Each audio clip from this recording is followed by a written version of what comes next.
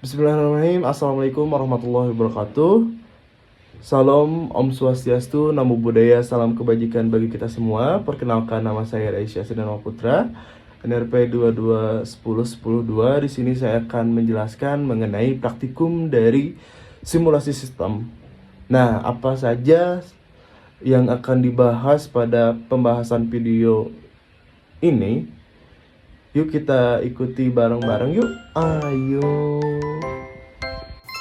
Di sini saya akan menjelaskan mengenai apa itu simulasi sistem dan bagaimana cara pengerjaan dalam simulasi sistem tersebut. Nah, simulasi sistem ini adalah suatu teknik pemodelan yang memang digunakan untuk mempresentasikan dan menganalisis perilaku dalam sistem yang nyata dalam lingkup virtual. Nah, simulasi ini memungkinkan eksperimen tanpa harus mengganggu sistem sebenarnya. Nah, sehingga dapat digunakan untuk pengambilan keputusan dan optimalisasi dalam melakukan rancangan. Nah, kemudian di simulasi sistem ini terdapat jenis-jenis simulasi yang akan dilakukan. Nah, simulasi ini terdapat simulasi diskrit. Simulasi diskrit ini adalah sistem yang diubah pada titik waktu tertentu, semisalnya yaitu sistem antrian. Kemudian yang kedua yaitu simulasi kontinu. Nah, simulasi kontinu ini sistem berubah secara terus-menerus. Nah, selanjutnya yang ketiga yaitu simulasi hibrida. Nah, simulasi hibrida ini adalah kombinasi antara simulasi diskrit dan simulasi kontinu. Selanjutnya yaitu komponen apa saja yang memang digunakan pada simulasi sistem tersebut. Nah, yang pertama ada entity. Entity ini adalah objek yang bergerak dalam suatu sistem, misalnya pelanggan dan barang. Nah, kemudian yang kedua yaitu atribut. Atribut ini adalah karakteristik yang memang melekat pada entitinya, misalnya waktu kedatangan pelanggan. Kemudian yang ketiga ada event. Nah, event ini adalah peristiwa yang mengubah status sistem, misalnya pelanggan yang akan dilayaninya. Kemudian yang keempat ada resource, yang dimana resource ini adalah sumber daya yang digunakan dalam sistem, misalnya kasir, mesin. Kemudian yang keempat yaitu queue ataupun antrian. Nah, queue ini adalah tempat entity menunggu sebelum diproses. Nah, selanjutnya ada langkah-langkah simulasi yang akan dikerjakan.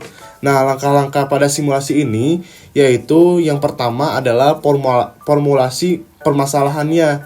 Nah, permasalahan apa yang akan digunakan ataupun apa yang akan diselesaikan. Nah, kemudian yang kedua yaitu pengumpulan data. Nah, pengumpulan data ini dikumpulkan pada parameter sistem. Nah, selanjutnya yaitu yang ketiga pembuatan model. Pemodelan ini digunakan pada perangkat lunak seperti yang digunakan pada praktikum simulasi sistem yaitu arena. Nah, arena ini digunakan pada simulasi sistem ini karena software ini berguna untuk sistem pelayanan.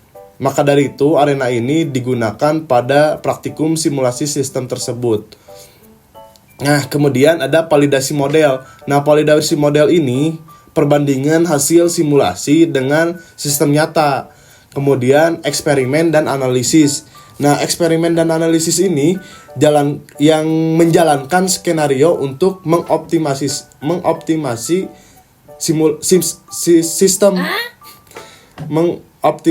mengoptimasi suatu sistem.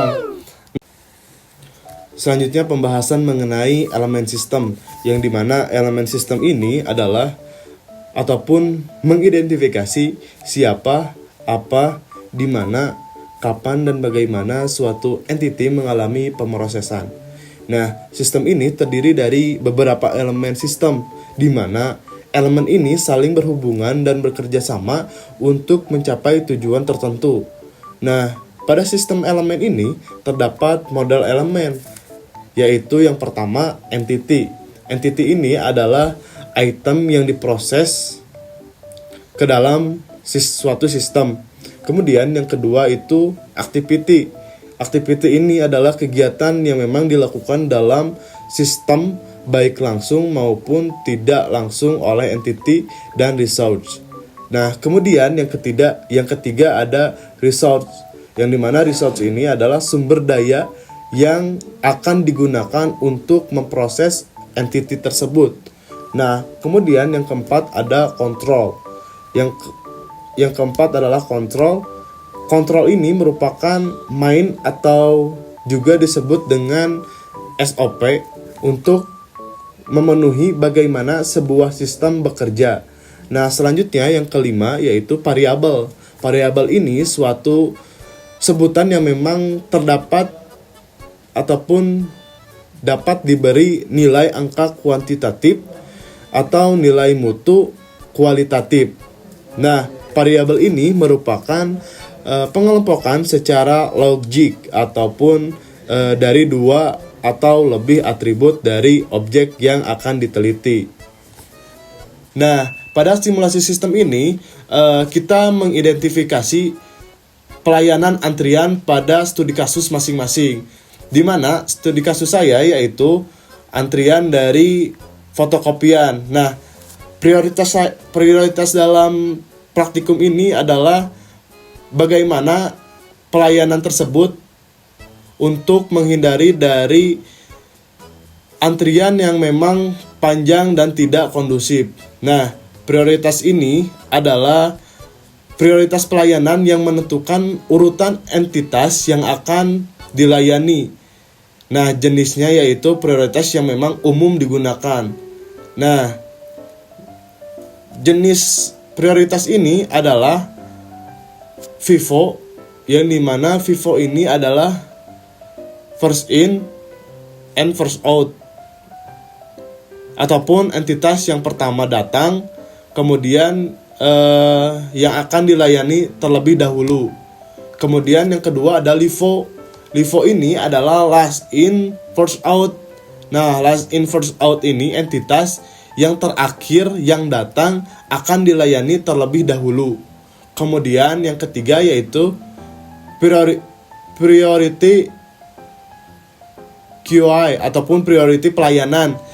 Priority pelayanan ini adalah entitas dengan prioritas lebih tinggi yang akan didahulukan.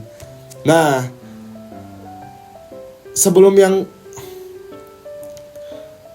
pembahasan sebelumnya yang saya sampaikan, software yang digunakan pada praktikum simulasi sistem ini adalah software Arena.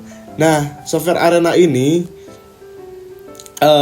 digunakan untuk simulasi proses manufaktur dan sistem pelayanan. Nah, Arena tersendiri adalah software simulasi yang berbasis diskrit yang digunakan untuk memodelkan dan menganalisis sistem manufaktur, logistik, dan pelayanan. Nah, Arena ini memang memungkinkan pengguna membuat model ataupun menggunakan modul grafis tanpa perlu menulis kode secara manual. Seperti itu. Mungkin itu saja yang bisa saya sampaikan perihal apa itu simulasi sistem dan bagaimana cara pengerjaan dan langkah-langkah yang akan dibuat pada praktikum simulasi sistem ini. Jadi, pada praktikum simulasi sistem ini dapat disimpulkan bahwasannya simulasi sistem ini berguna untuk pengambilan keputusan seperti peningkatan efisiensi, kemudian pengurangan biaya, dan optimasi operasional. Nah, hasil simulasi ini dapat digunakan untuk memperbaiki sistem sebelum perubahan dilakukan secara langsung. Mungkin itu saja yang saya dapat sampaikan. Terima kasih atas perhatiannya. Wassalamualaikum warahmatullahi wabarakatuh.